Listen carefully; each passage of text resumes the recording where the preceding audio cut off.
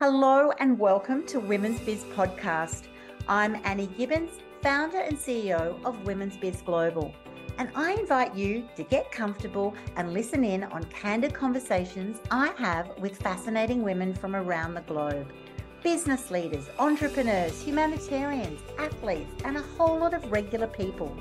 Tune in as they let their guard down and open up on aspects of their business and life journey, how they measure success, and what they have learned along the way. These conversations aim to inspire you to embrace opportunities and possibilities beyond the limits of your imagination. Reclaim your power, strength, and vulnerability. Stand in your truth and propel yourself towards the life you dream to live.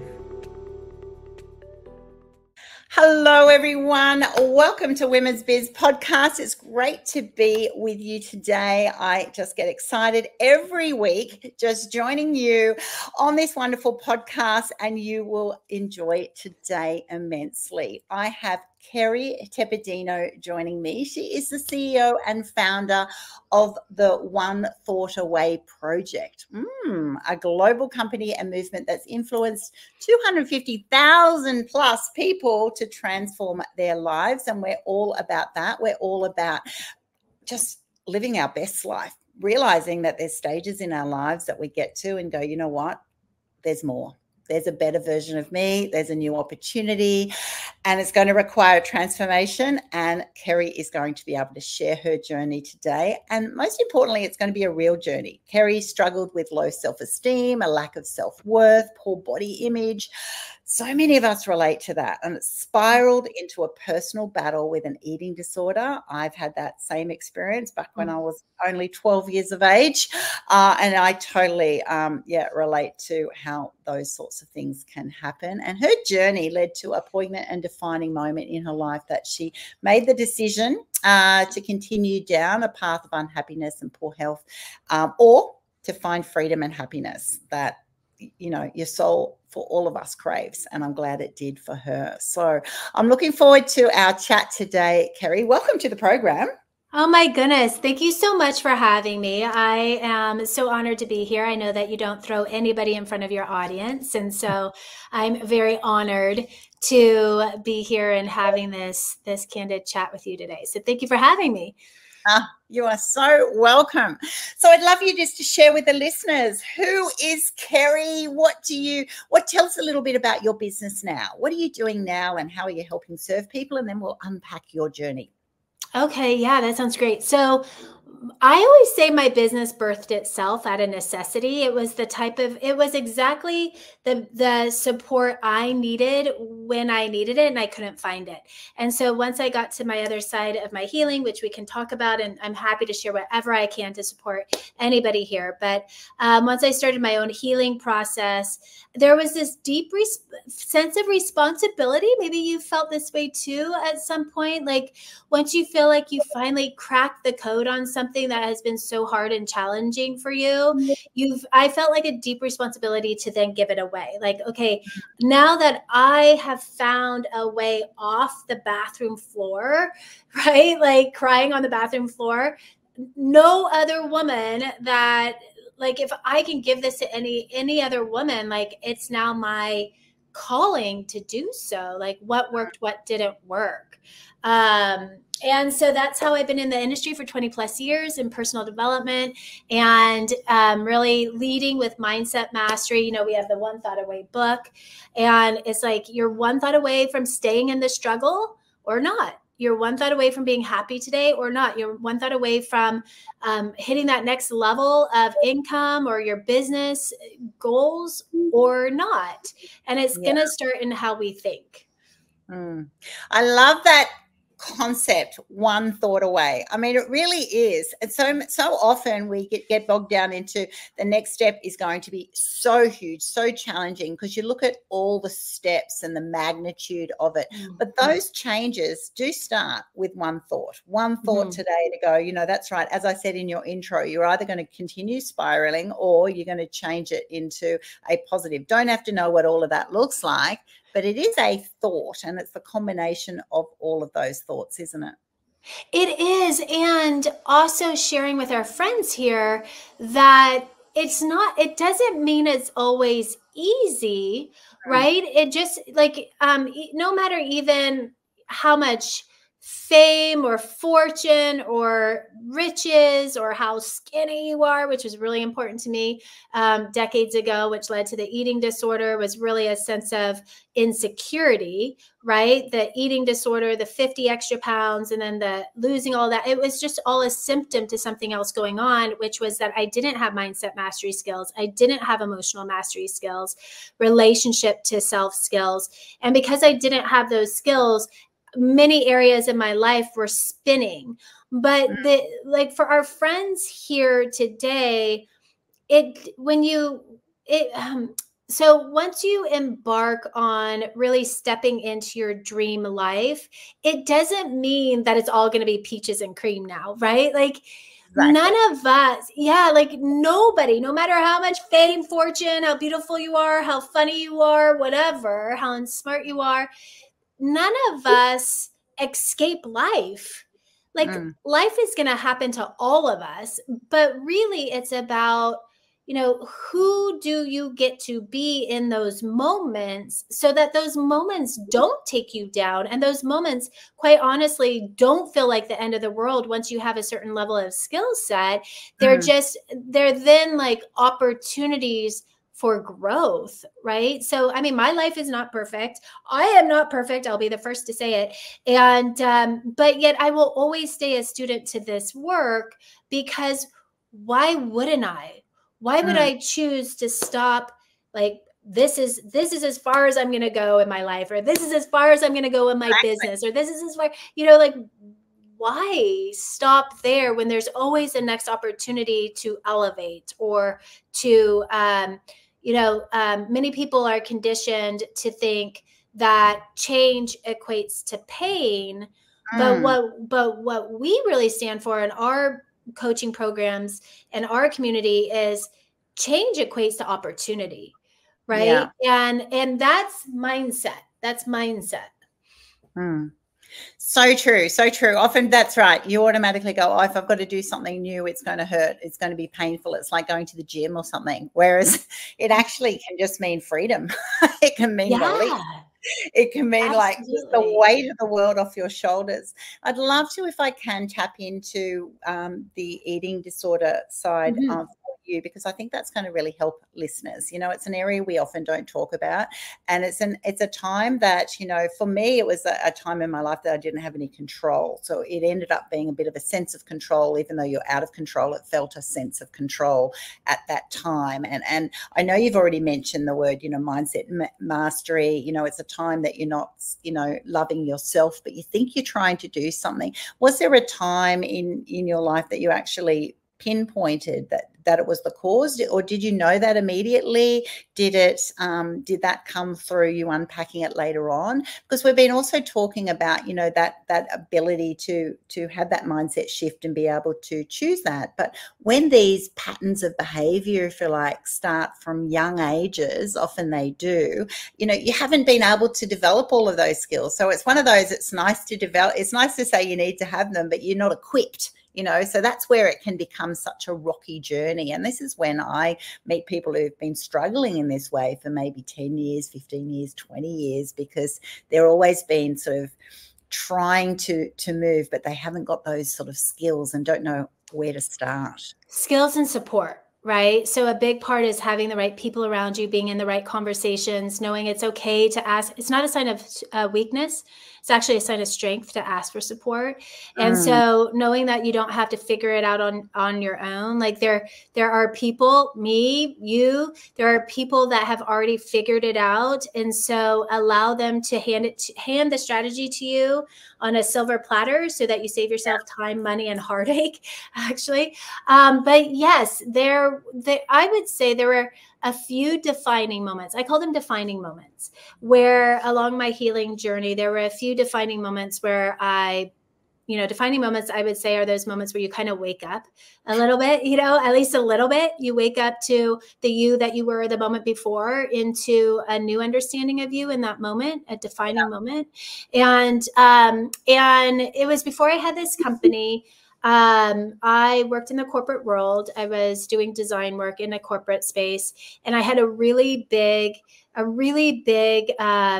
deadline the next day. And I was really nervous. What am I going to deliver? What is my boss going to think? What are my peers going to think? I felt a lot of pressure around it because, again, I had quite a bit of insecurity. So what other people thought of me meant probably more than it really needed to, right? And because I didn't have the sense of self inside of me, I didn't have the skills around that at that time. And so I remember that night driving home from the office. I can even see it. I could see myself on the freeway. My hands are on the wheel, and I'm like, "Don't stop at the store, Carrie. Don't stop at the store, Carrie." And because I knew I didn't actually need groceries, I had plenty of food at home. I wasn't going to starve if I went straight home. But when I got to my neighborhood, where did I find myself? I found myself outside of the store. And as I walk into the store, I say, this time it's going to be different. Right. And just like 1,000 promises before around this time it's going to be different that I had broken with myself, I went up and down the aisles, putting all my comfort food in my cart and saying, this time I'm going to eat this food like a normal, quote unquote, normal person. It's going to last me a whole week or a whole 2 weeks. And I pay for the groceries. I get home. I'm actually hungry at this time because I haven't eaten dinner. It's getting quite late. And I'm putting the groceries away, and I come to the peanut butter jar, and I, unscrew that blue lid, and I peel back that silver foil, and I'm just going to have one bite. And, this is my spoon. I stick that spoon in, and one bite becomes two, and two becomes three, until, the spoon hits the bottom of the jar, and I break trust in myself again, like I've done so many times before. And for me at the time, I was bulimic. And so I took that long journey down the hall to the bathroom where I try to purge it out, and it doesn't work. And especially with peanut butter of all things, right? And that was the night that it was a defining moment for me, because I found myself crying on my cold white tile floor, and my heart was racing. And I knew enough about health at that point to know my electrolytes had become imbalanced. It was affecting my cardiovascular system. One of my best girlfriends, or a good girlfriend from college, her mom had died of an eating disorder because her organs failed. So I had a personal connection to what, like, it just woke me up, like what I was actually doing. Yeah. And it became a terrifying moment for me around like, oh my gosh, I am actually killing myself. Like, this isn't just some habit. Like, this is now having negative impact on me. And that was a wake up moment for me. It really was. It was like, okay, I have a decision to make. Either keep doing what I'm doing, and this could lead to what happened with my friend's mom, or pick yourself up, figure this out, heal, change your life. And in hindsight, honestly, looking back on that moment, it was God-given strength to me in that moment to pick myself up and change my ways. And it didn't just change. It was a hard journey. Yeah. It felt like, anybody who's ever broken an addiction understands it is like pulling out teeth and hair without having anything to numb you out.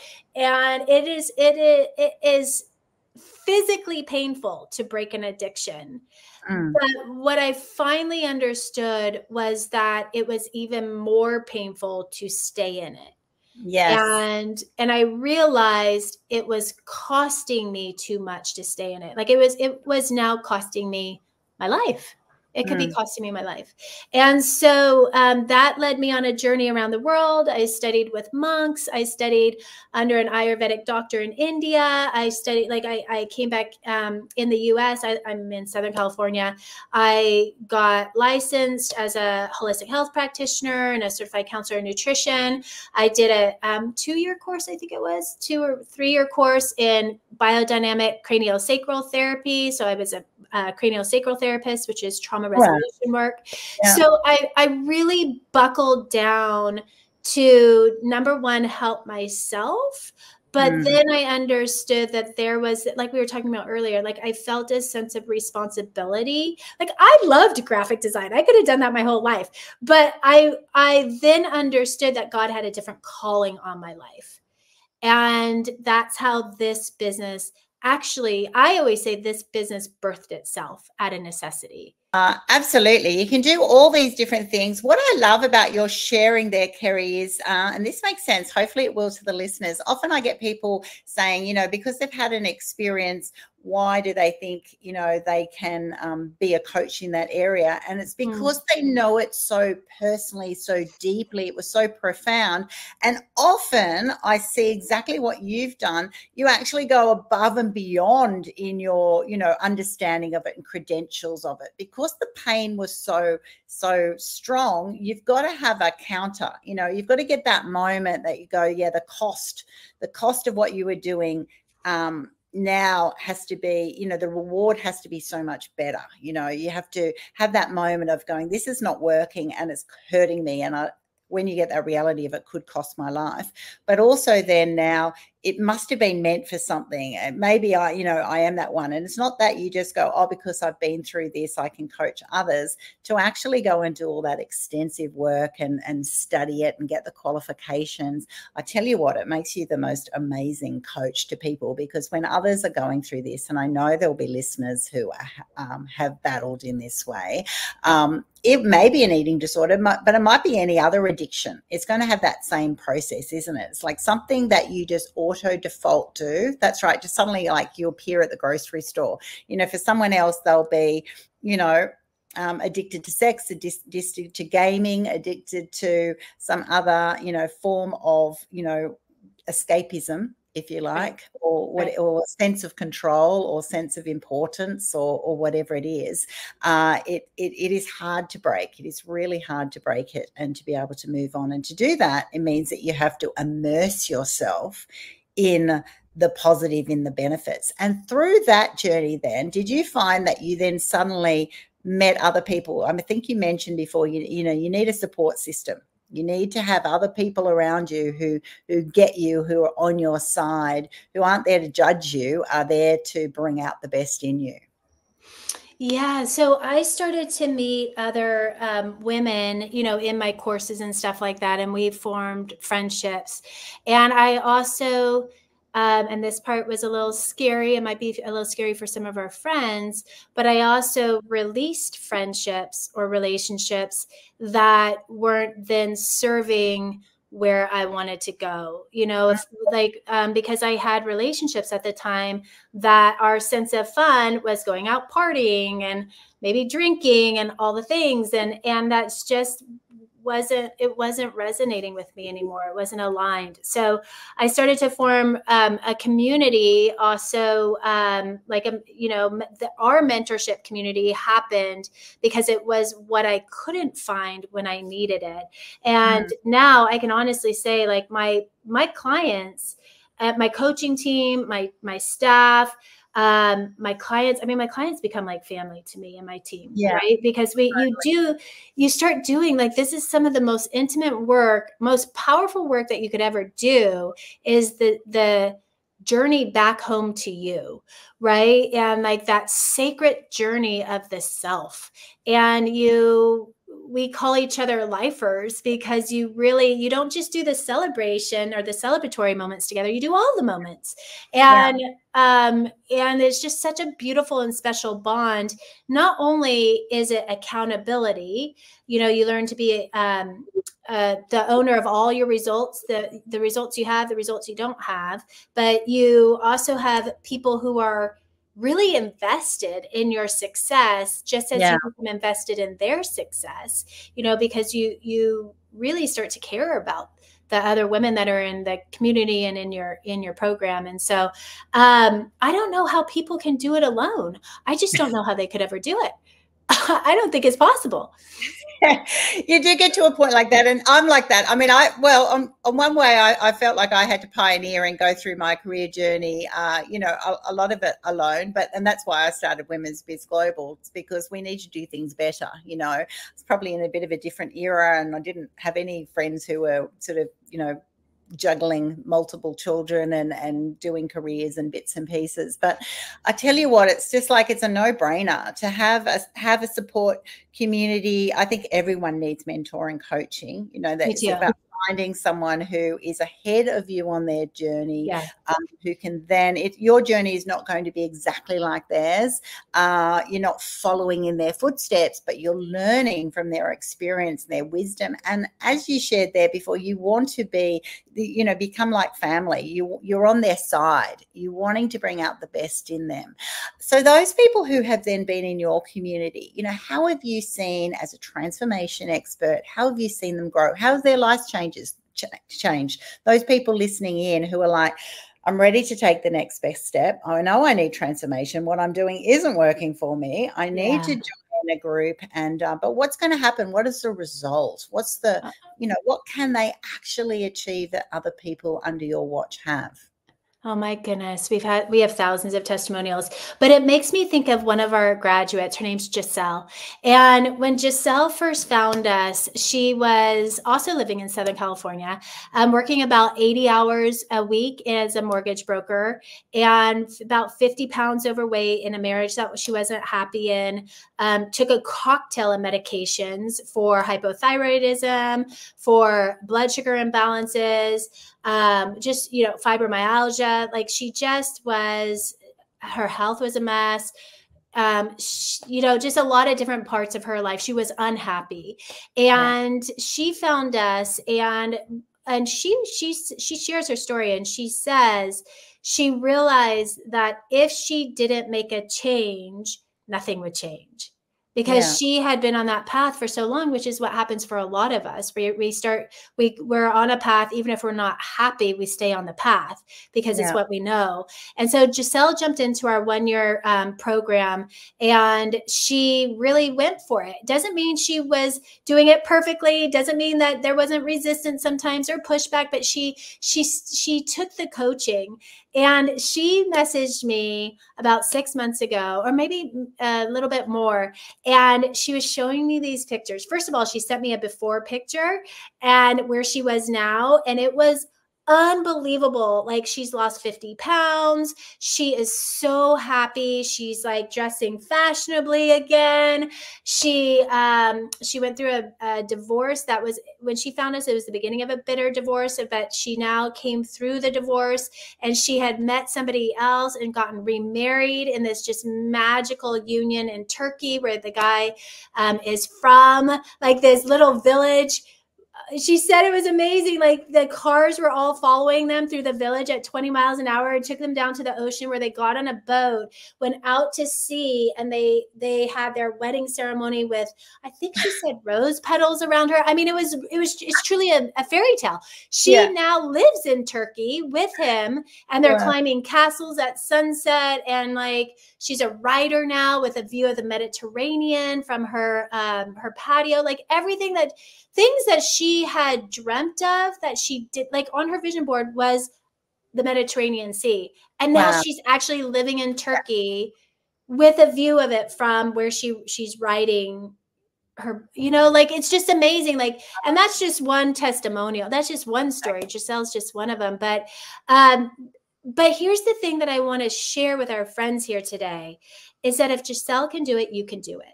Yeah. Right. If you get the right strategies in the right order and the right people around you, why not? If I can change my life around, if I can do it, you could do it. If Giselle can do it, you could do it. And it starts, like, it's that one thought away. It's about getting the skills to even allow yourself to let it come in, to let the results, the elevated results, come into your life, you know? A lot of people are not in these conversations. They're in very fear-based conversations around what's happening in the world or politics or the economy or their own lives, their own jobs, their businesses. You know, did they lose an account? Did they not get that account? Or, you know, like there's so many ways that we can stay in fear or not. Right. And again, it doesn't mean that your life is going to be perfect. Doesn't mean my life is perfect, but I'm not willing to unpack my bags and live in a place that doesn't make me happy. I'm not willing to have my life stop there. I didn't come this far to only come this far. Giselle didn't come that far to only go that far, right? And that's one thing that I want to share with our friends here today is that it really doesn't matter what your current age is, your current shape, your current diagnosis, your current wherever your bank account is or your business is.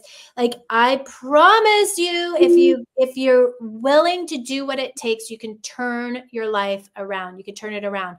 Doesn't mean everybody around you is going to understand it. Doesn't mean everybody around you is going to support it, especially if they're on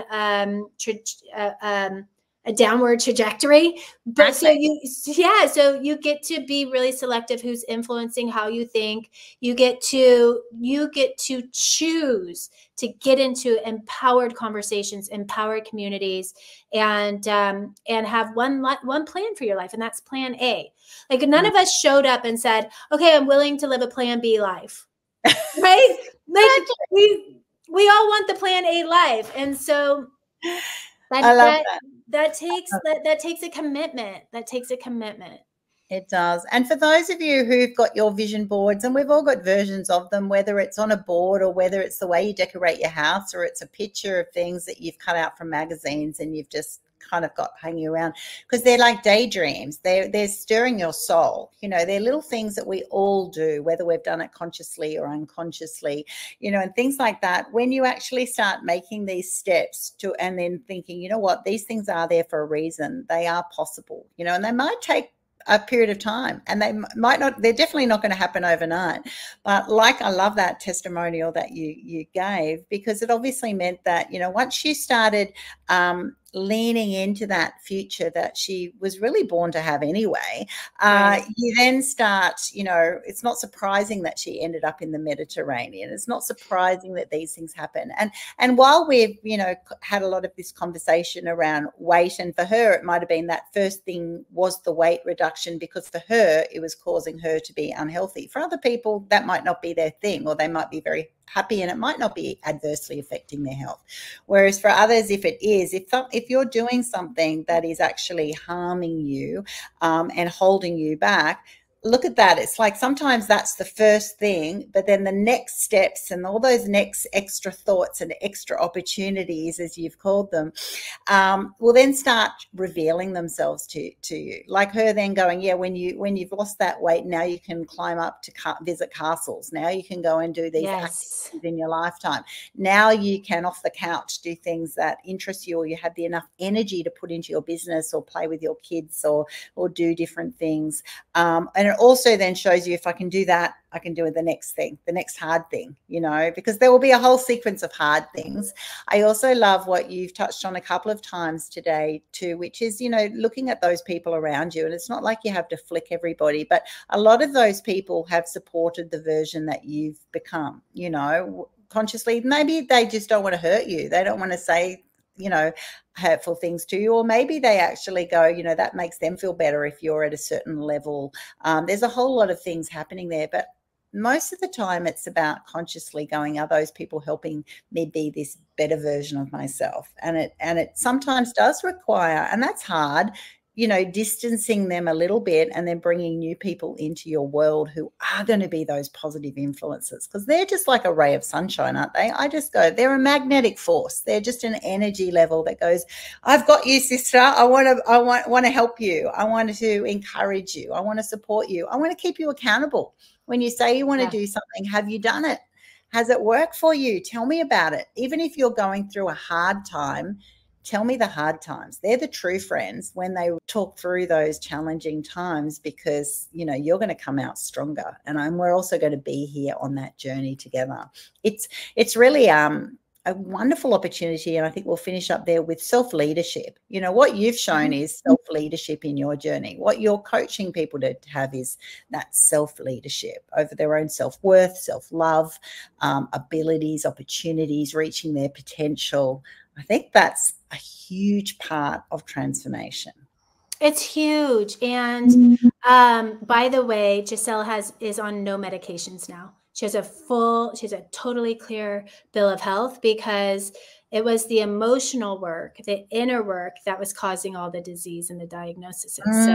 So she's totally free, which is amazing. And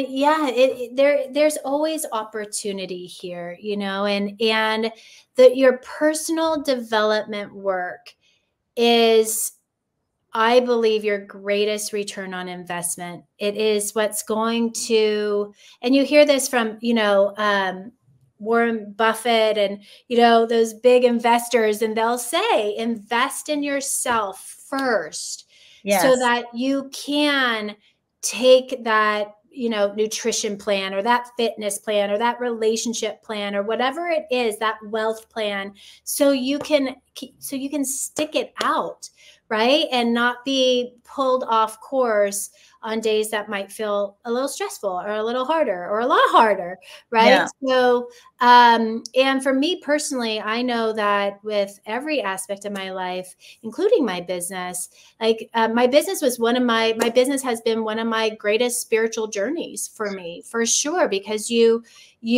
just discovering what you're made out of, right? Yeah. And how to like pull down from the depths of you and find that resilience and that grit and hit certain goals, maybe even bigger goals than you ever imagined, which is what happened for me.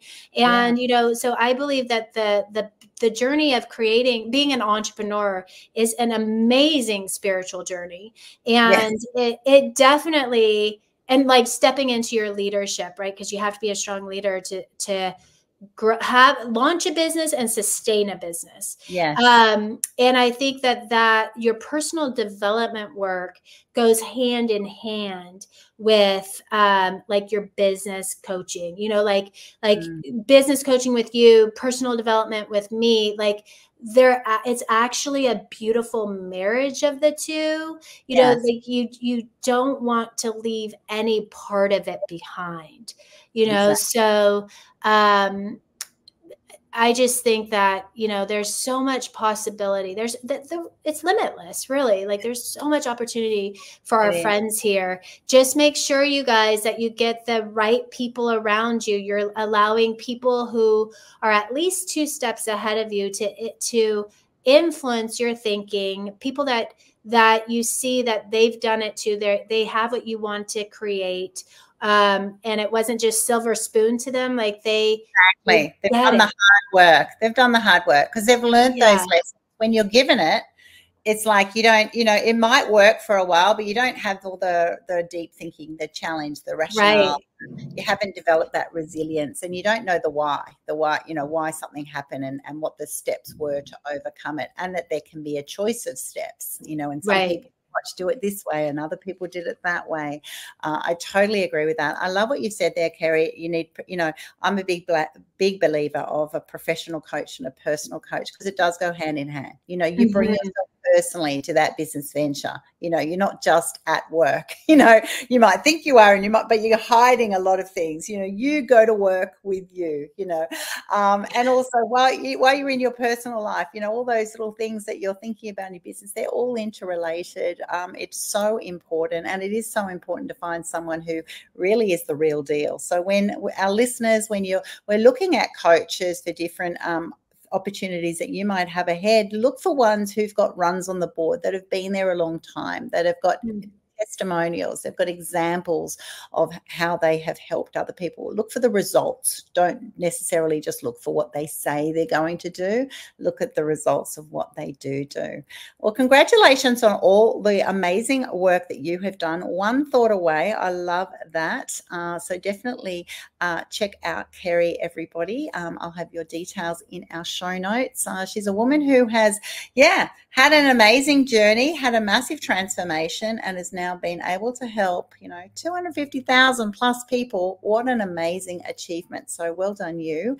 And I look forward to hearing from our listeners. Definitely put wherever you're watching or listening to this show, whether it's YouTube or LinkedIn Live, or whether it's on our platforms, our audio platforms, put in some comments, ask us some questions. We would love to get back to you. That's what it's all about, engagement in the conversation. There might be something that has sparked your interest today that you go, you know what, that's right, I'm stuck in a rut. I'm stuck in a situation that is actually toxic for me. That's not working for me, but I don't know how to go from A to B. That's right. That's the biggest reason.